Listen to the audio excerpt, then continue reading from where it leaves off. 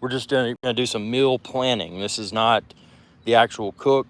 We'll be doing a lot of live cooking shows so that you can experience everything in real time, ask questions, provide feedback. How could things be done better? So all of that will be coming. But this is just we're just going to talk about meal planning. So, one thing that's important, especially now with, certain ingredients being more challenging to get. One of the things that's important is to plan your meals, not just what you're going to eat, but all the ingredients that are involved. And, a mistake that a lot of people make, they'll go across the board with food items. Things are going to grill, things are going to bake, things are going to air fry. And they go so far across the board that they realize that they've got to get all these different seasonings, all these different spices. I mean, not spices, but sauces. And it gets to be ridiculous. Number one, that takes a lot of space. Number two, that enhances the cost. So one of the things that, Chef IrixGuy, me, is going to focus upon is not just the meal planning, but planning meals that are, somewhat healthy, planning meals that are very simple from an ingredients perspective.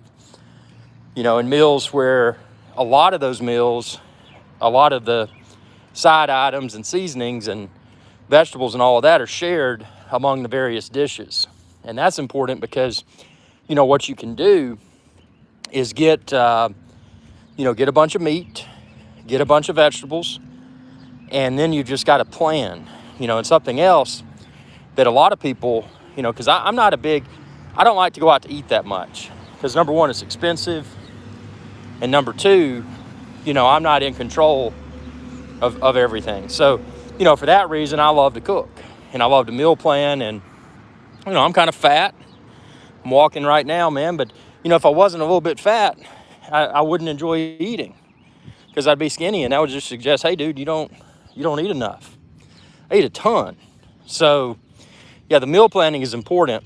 And the thing we're going to really dive into here, and this is just one of the first videos of this series, and we're going to dive into the just a typical week. So, typically, unless you're on a special diet, typically people eat 3 meals a day: breakfast, lunch, and dinner. And one of the things that I like to do when I grill those dinners is I like to grill enough extra to where, there's enough left over for breakfast and possibly lunch as well. So, looking at common food items, the things I like to say stocked on is, chicken breast. That's a very versatile piece of meat. I like to stay stocked up on chicken wings. Got to have the wings, man. Of course, hamburgers, steaks, hot dogs. Nothing wrong with a good hot dog. Just things that are easy to prepare, easy to enjoy. And all of those meats that I just mentioned, you can typically season them with the same thing. I mean, you can use garlic powder, you can use fresh onion, you could use fresh garlic clove, very, very simple seasonings that are easy to find and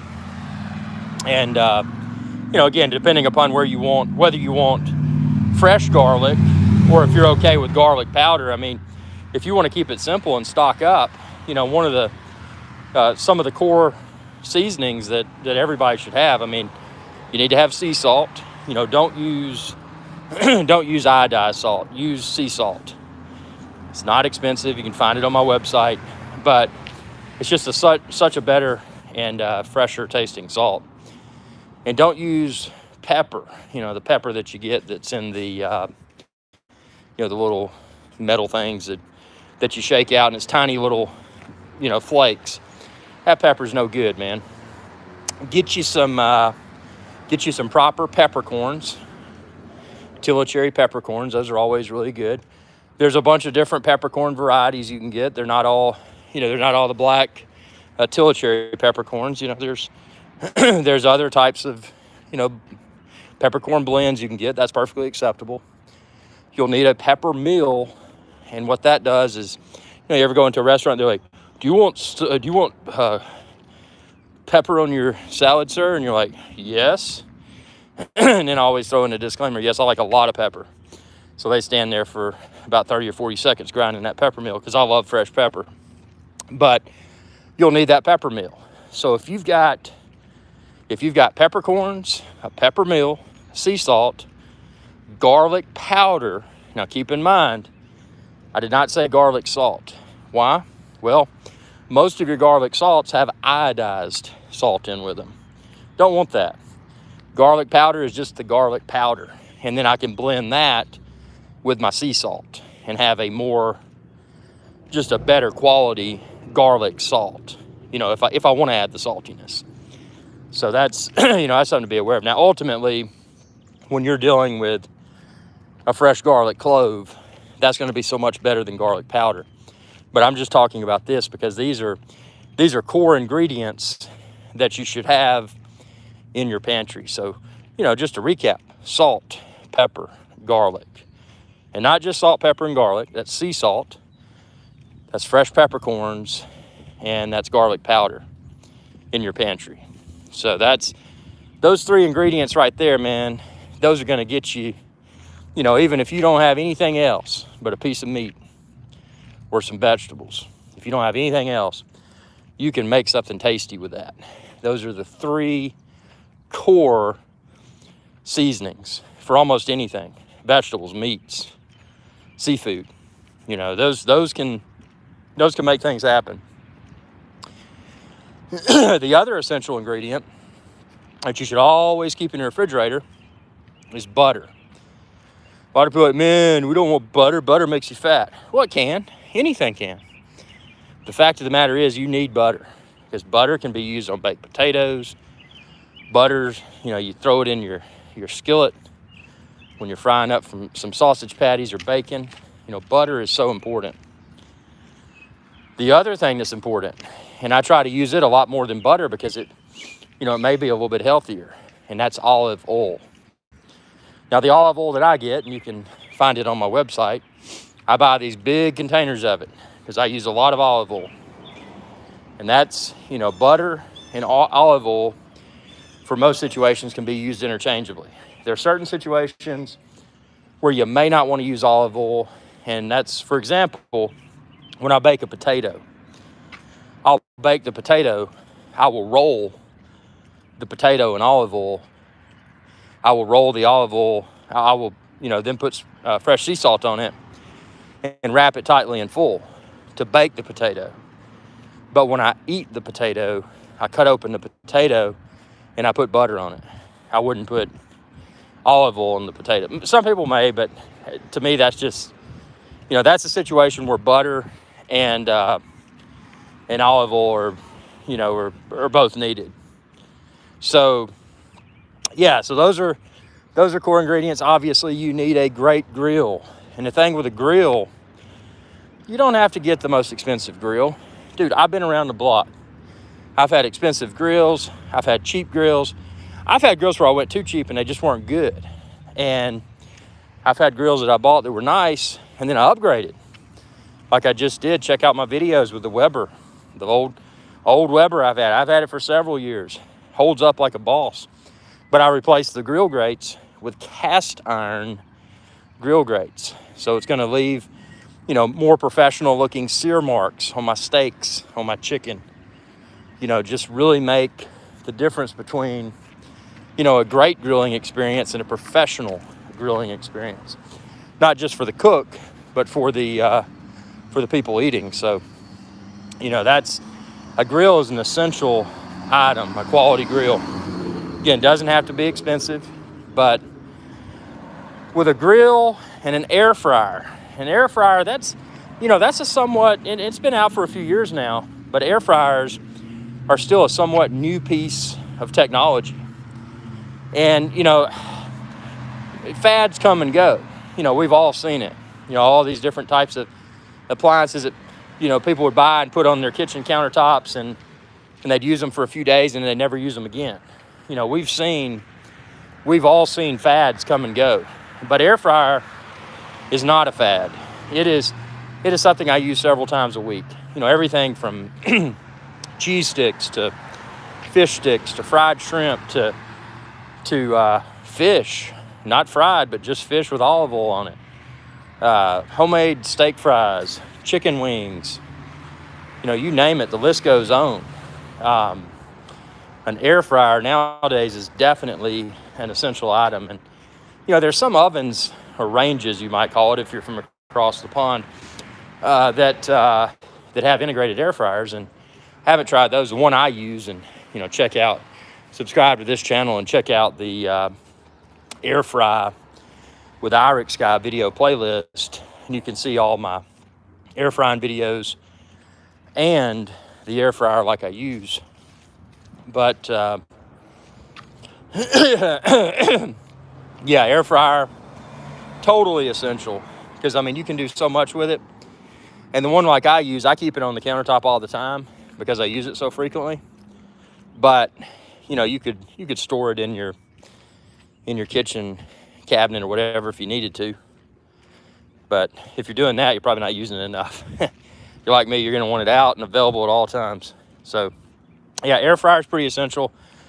Goes without saying, you know, a microwave and an oven, those are essential. Because you got to have the stovetop, you know, when you're cooking stuff indoors. That's the thing nowadays, and I don't want to over generalize here, but it seems nowadays that there's fewer and fewer people that actually cook at home. It seems that the trend has been, you know, just getting fast food, getting stuff, you know, and I'm never a fan. I've never been a fan of that. You know, I like to eat well. I like to go get fresh produce, you know, either out of my garden or from, you know, directly from the farmer. And, you know, it's so much better than getting ingredients that are just, you know, poor quality. So, yeah, those, you know, but planning ahead, you know, just making sure that you have, you know, keeping those core ingredients in your pantry, keeping those core kitchen appliances, and, you know, keeping them well maintained and clean. Same with the grill, you know, a proper grill. And again, it's got to be a charcoal grill. I know a lot of people that use propane, and they use it because, oh, it's so much more convenient. Well, the sad reality surrounding a propane grill is that it's actually really not, because you got to go refill those propane tanks. I don't trust the propane tanks, man. Anything with that much, you know, explosive stuff on the inside, it makes me nervous. Most importantly, the reason I don't like a propane grill, you know, they look fancy and this, that, and the other. You know, a lot of people, they'll buy them just to put out in their patio to make them look like they cook, and they never use them. They're just trying to, you know, blend in with the neighbors or whatever. But yeah, propane just, there's no flavor to the meat, man. You know, when you're using charcoal, you're using, you're using charcoal and or hickory chips or mesquite or whatever, apple wood, whatever you may be using in conjunction with the charcoal. And it's just so much more flavorful. Now there's some propane grills where you could, you know, use a smoker box and add hickory flavor, but you're still not getting the charcoal flavor. So, you know, I would highly encourage everyone to stay away from charcoal grills. It's, I don't know, personal preference, but this is my channel, and I can strongly state my opinions, and these are my opinions. So, you know, either like them or you don't, that's fine. And I respect your opinions.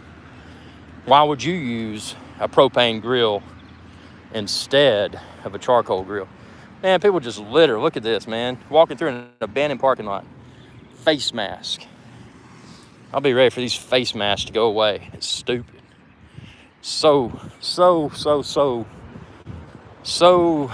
overdone, man. Anyway, that's a topic for another discussion. Do you eat while wearing a face mask? There's your question right there, man. So, look at this doohickey right here. It's like a post with a caution flag on it. Yeah, so, yeah, meal planning, man. Just get you some, you know, always check your expiration dates. You know, plan it out. I like to meal prep a week at a time. And then that way I've got I've got all my meats. You know, I'm always using just a basic set of seasonings. Those last several months before I have to restock my spices and stuff. And also your condiments, you know. You want mustard and ketchup and mayonnaise and all that. You know, one of the things I like, especially when fresh tomatoes are coming in, I like to keep bacon in the refrigerator. And I like to fry up some bacon and get a piece of bread and some mayonnaise, some fresh ground pepper, some sea salt, and make a bacon, mayonnaise, and tomato sandwich. Some people add lettuce. If you like lettuce, go for it, man. No, you know, no problem with that. I just use bacon and tomato and mayo, sea salt, and pepper, fresh ground pepper. Such a good sandwich. So, yeah, that's an easy thing to do. Thing is now, man, with this, you know, the way that we've experienced such inflation. I mean, everything is, dude, prices of goods are just going through the roof, and we haven't seen anything yet. So, you know, planning and you know, and putting a lot of thought into each meal is so important. Not just from a financial perspective, but also from a health perspective. And you know, check those expiration dates. You know, because if you're buying some meats that, you know, might expire before the others, I mean, it would go without saying during that week, you would want to cook your meals with the meats that are, you know, getting close to the expiration date first. It just makes sense. A lot of people don't take all this into account. You know, there is a procedure for everything. You know, and if you plan properly, you know, you can have very excellent tasting meals, fresh ingredients, and you can also potentially save money. And that's the other thing. I mean, going out, here's the thing. What's happened recently because of the, you know, all this crap's gone on since 2020, is that there's been a lot of the quantity of takeout orders in most restaurants has radically rocketed. So, you know, you think about that as a consumer, you may not really think about what it means. Well, it means that, you know, most of their business is going out a drive-through window or, you know, coming out to the parking lot in a bag to your car. Well, you know, from a restaurant's perspective, if they have less people, you know, working on the inside, then they have less opportunities for their staff to get tips, which is bad for the staff. So, you know, obviously the result has been that prices for carryout food have risen, and, you know, that's to counteract the reduced number of people, you know, sitting at tables and tipping after they ate their meal. But what's happened since the price of carryout orders has increased, the price of those sit-down meals have also increased. So if you do go and sit down and you eat, then you're going to be paying the premium price, has bumped up because of the increase in takeout orders, plus the tip. So, you know, food prices are just going to the moon. So that's, you know, that's another reason to just, you know, learn to cook well, learn to plan, you know, put a lot of thought into every meal. You know, don't get caught and say, well, I don't have anything to cook. You know, properly plan, man. And when you do that, you can always have a very satisfying, affordable, and properly prepared meal. So, you know, these are, you know, this is just, you know, some Chef IrixGuy's wisdom here, you know, just trying to share how to properly manage your food routine. So, you know, everybody's got different food preferences. You know, I like steak, I like chicken, I like ribs, I like pork chops, I like raw oysters on the half shell. Those are really easy to do. You just get fresh oysters and shuck them and eat them. But yeah. But yeah, this time of year typically, and again, people that, you know, that aren't that fascinated by food, even those people, you know, during this time of the year, the warmer weather months, you know, people at least have the curiosity of, well, geez, they're Those people over there have a grill and they've got something called charcoal on it. I wonder if I could do that. Yeah, anybody can do it. You know, just learn to cook using simple things. Burgers, hot dogs. You know, hot dogs probably the most simple thing to cook. So pretty much, unless it's a special kind of hot dog, you'll probably find on the packs of most hot dogs that they say pre-cooked. So even if you failed to cook a hot dog properly, it would likely still be safe to eat. So if you're a first-time griller and you want to try to impress, start out with the basics with the hot dogs. Then as you get more advanced, get into the burgers. Not as expensive as a steak, but you know, still get that skill set up. Once you master grilling a burger, get into the steaks. You know, one of the most disappointing things is people don't cook and they buy an expensive cut of meat and they ruin it because of their lack of ability. You know, that's the kind of event that could turn someone away from wanting to become a chef. And you don't have to become a chef. You could just become a, you know, professional backyard cook. You know, you don't have to be a chef. But whatever your motivations may be, you know, start with the most simplistic ingredients. You know, start with the stuff that is hard to mess up. But if you do mess it up, the financial loss is minimal. You know, nothing worse than messing up something that's kind of expensive. So, you know, just some more professional advice here. You know, I'm not trying to be too preachy here for all y'all, but you know, I got to express the honest and unfiltered opinion. And you know, meal prepping, planning for your meals, preparing for the next meal is so important, because if you don't, you know, you're just gonna be poorly organized, and that's, you know, that leads to enhanced cost. That leads to enhanced frustration.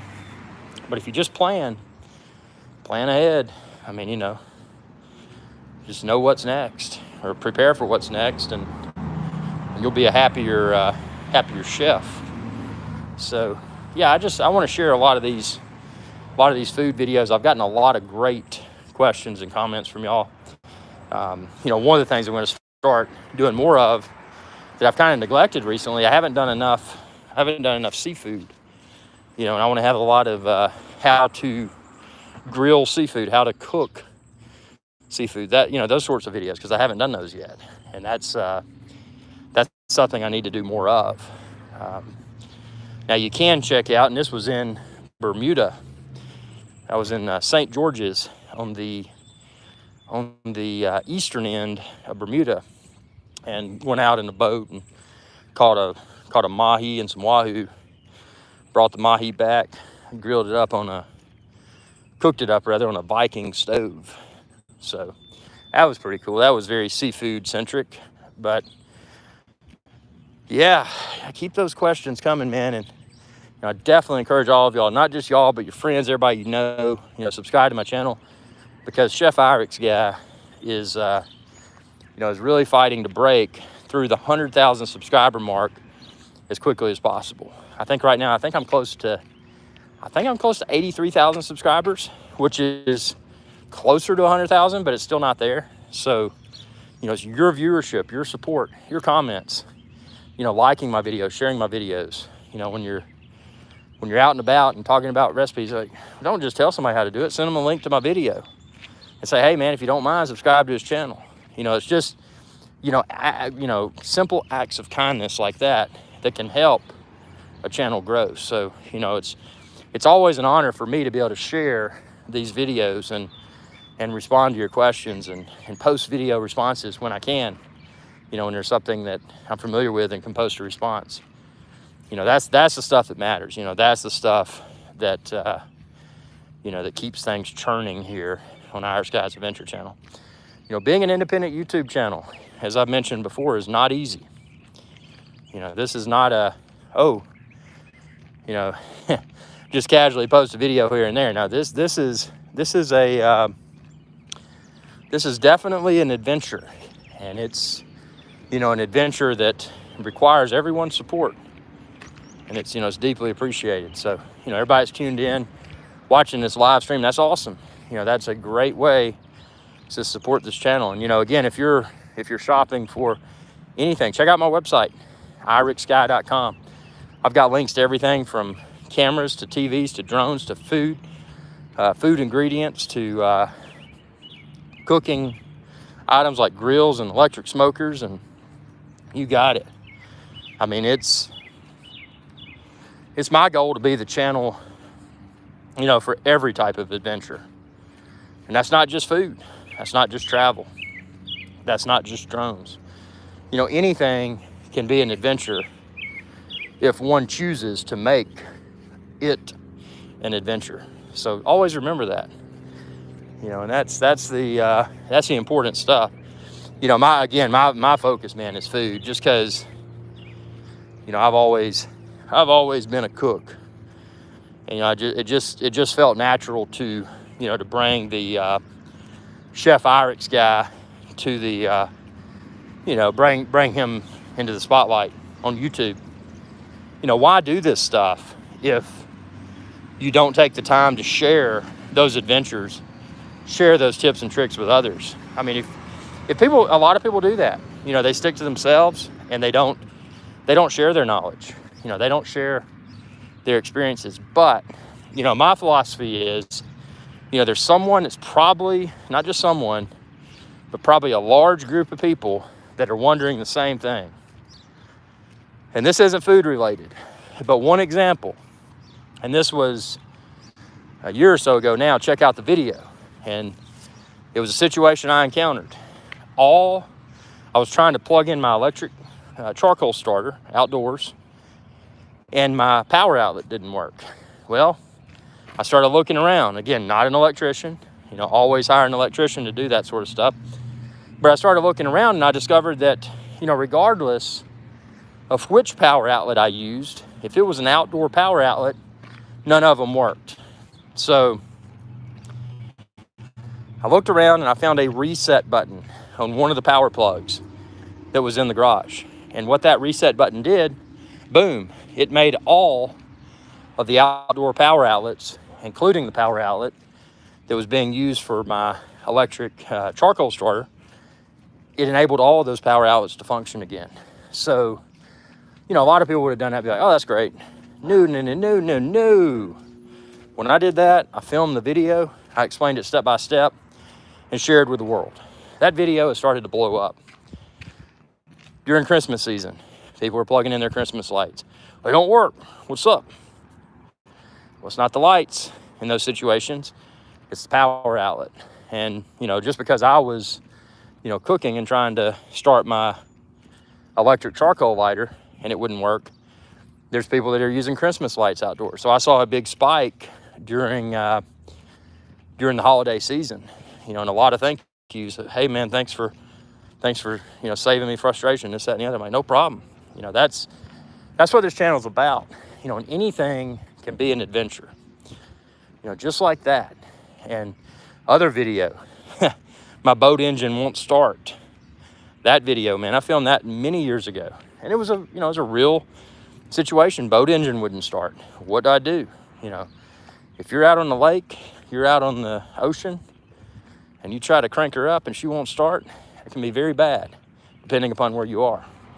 And if there's nobody else around, you could drift, and it could potentially become a survival situation.